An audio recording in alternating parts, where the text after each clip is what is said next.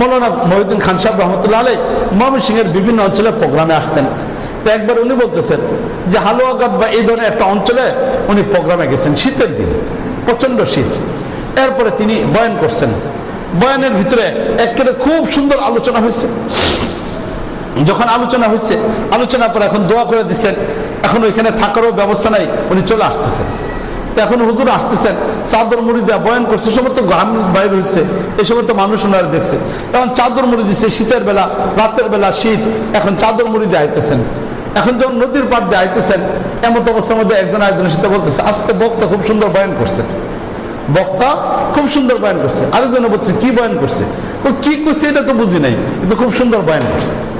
তাহলে এখন চিন্তা করে দেখেন যে আমাদের মাহফিলগুলোর অবস্থা কেমন হয়। বক্তা কি বয়ান করছে, সুন্দর বয়ান করছে, কিন্তু কি কইছে এটা আর বুঝি না। মহিউদ্দিন খান সাহেব বলতেছেন যে ওই দিন থেকে আমার ইচ্ছে হয়েছে যে আর বয়ান করতাম না।